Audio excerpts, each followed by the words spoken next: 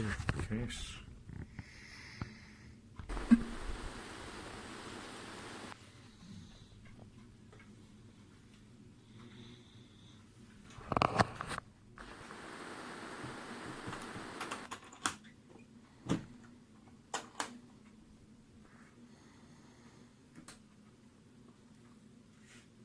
Ooh, wow.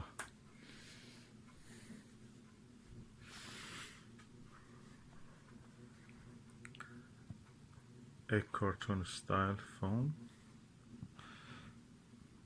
cubed diced foam, carrying handle, and 2 sachet silica gel desiccant.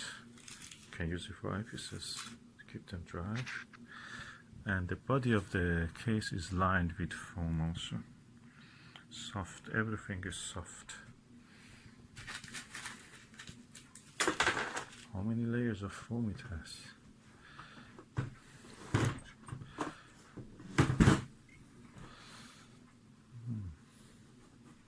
Look, one big chunky layer of foam, elegant. Now let's put the things that I want to put here. Okay, I'm going to put the very lightweight eyepieces which are really good at their class. So I will start with this Vixen HR 2.4 millimeter. Then I will continue it to the this TMB Planetary 2.5 millimeter. Then I go to the 3.2 TMB Planetary, and I will continue to build up this eyepiece set with the best in this class. So I will not just go for whatever is available, I'll just go for the best that I can afford, and the lightweight in the sense of being usable. So let's see how we can do it. So this is the Vixen one. It comes in its own bolt case. Bolt case is useful in this case when you want to use it like that, but I want to put it in the case, so I'll remove it from the bolt case and transfer it to the actual thing. This costs around £250, so it's quite expensive eyepiece, and surprise surprise, I don't think it's any better than this one to be honest, and this one has a better field of view, wider. So you'll learn. It's quite chunky, of course, and I like this diaphragm at the end. Nice darkening effect, increases the contrast, excludes the stray light. So I wonder, should I put it like this? I have a good experience placing the eyepieces like that across, so I will just go like that. So the next one is this TMB Planetary. That is a 2.5 millimeter. Really good. I can compare it with any other good eyepieces, especially on the Venus and the Mercury. That was brilliant. I could push it to the highest magnification with that eyepiece. So TMB Planetary will be here.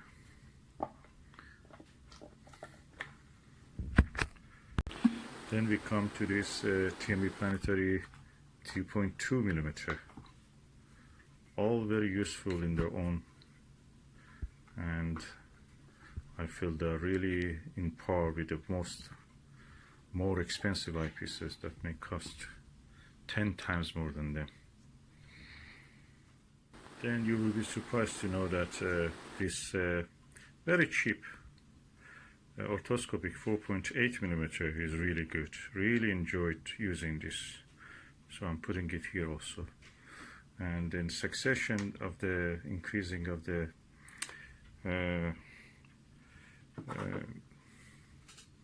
focal length and reduction in the power of magnification of the eyepiece, I'm going like that.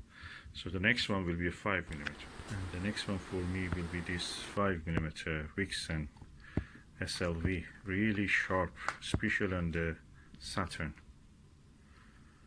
5mm. So I'm going to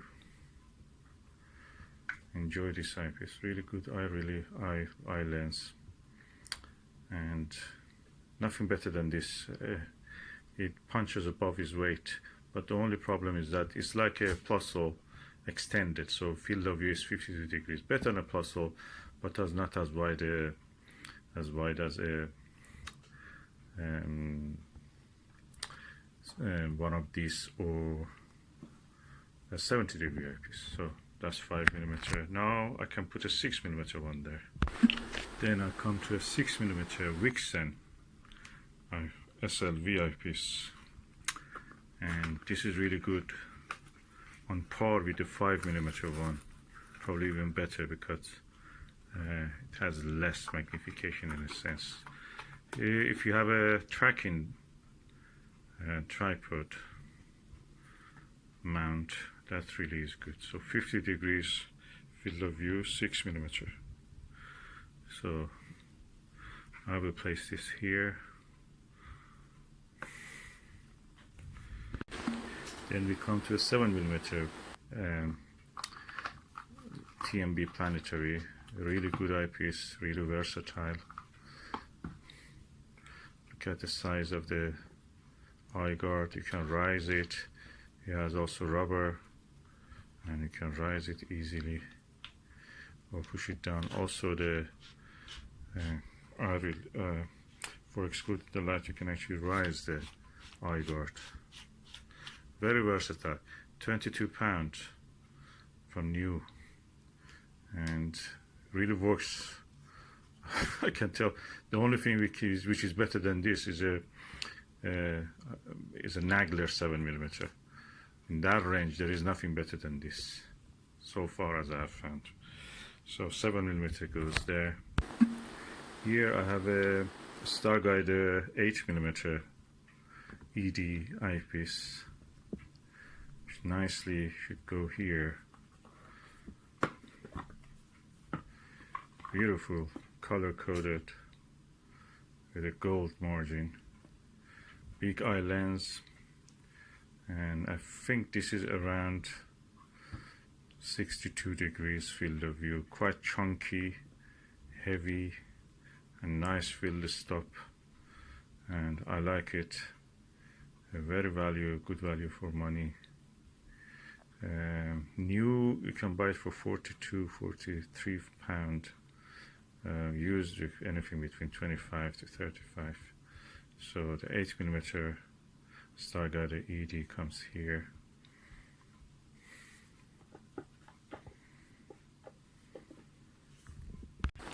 Then we come to 9mm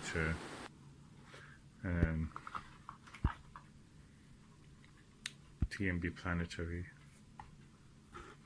which again goes here. Very capable eyepiece. Let me show you the eye lens. Quite large and well designed and built. Mechanically superb, and optically also. So 9mm goes here. Okay, I've decided to remove this orthoscopic eyepiece from here, just for the sake of, space. Also, that it doesn't exactly match with the others orthoscopies. I can make a case just for those orthoscopic eyepieces. So I'll remove that, and everything comes one row, one part upper. So have no more space here. Okay, I've decided between the 7 TMB and the 8 Starguider. Put my 7.5mm Takahashi LE, which is a nice eyepiece. And let's see how it goes here. Yeah, nice. Yeah, good. So that goes there. I want to have good quality, at the same time lightweight. Then I will have the 9, 12 and 12.5mm Takahashi LE. So let me just take this out. Yeah. So Takahashi LE comes here, 12.5mm. This way I will be able to use it. When it is in the box, practically I tend not to use them. And here in this row I bring the 18mm Takahashi LE eyepiece, which is a nice, good eyepiece. Bigger field of view than a orthoscopic. So far we have here 12 eyepieces, so I have a few more spaces here. Let me see what can I put there. Then we come to a big jump. From the 18mm we come to the 26mm. That's a Plossl 26mm Celestron Silvertop, a legendary. Is in the class of the eyepieces like Atmos Scientific RKA. Really good eyepiece, as you can see, and I will place it here. Then from 25 to 20, this is 26, sorry, I should say, correct myself. From 26, I don't have any eyepiece that actually fits in the 1.25 inch eyepiece holder. Maybe I have, but they're not very good, or I have too many of the 26mm.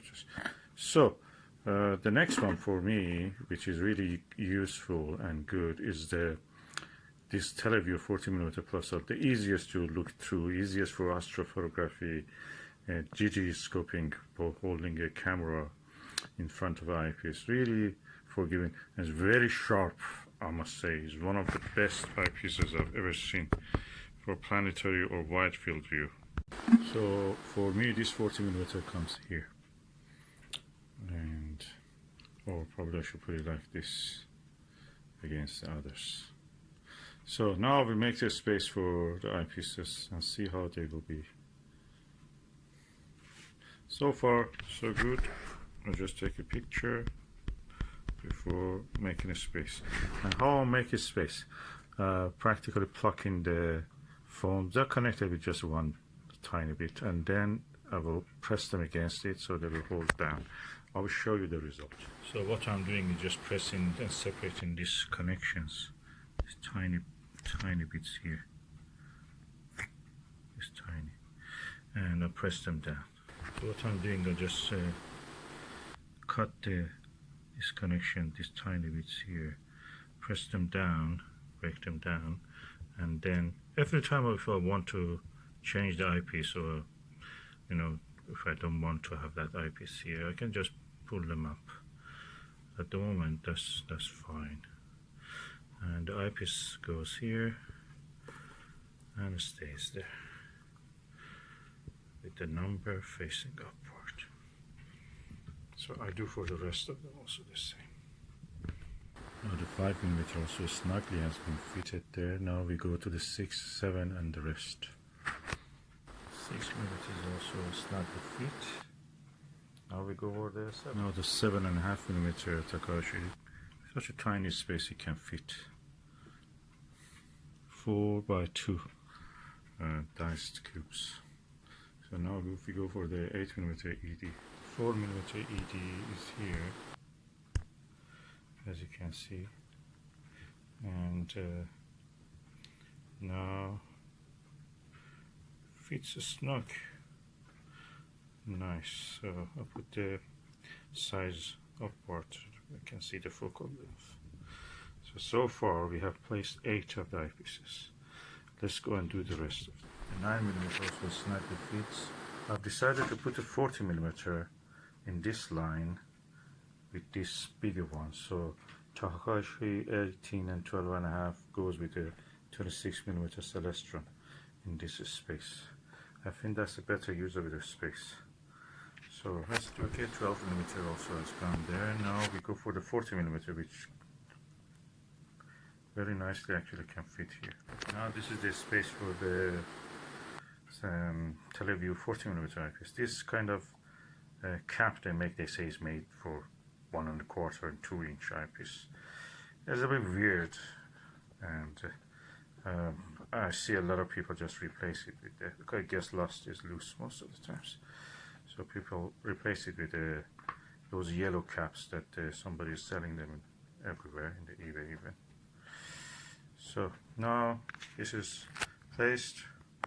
I go for the 26mm, 12.5mm and 18mm.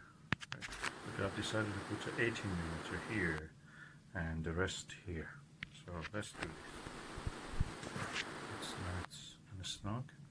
Now we put the 26mm here. Now this 26mm also sitting in this place. And then 12.5mm Takahashi. 12.5mm Takahashi went there, and now we can just say that this eyepiece case is almost done. I have 2 more spaces here. I may fill it with something else later. Okay, now the eyepiece case is ready. I'm going to close it and just put this back, the second, and also the belt. Now we are going to close the eyepiece case. Yeah, it's ready to be used easily without the need to open and close the box every time I want to use eyepiece.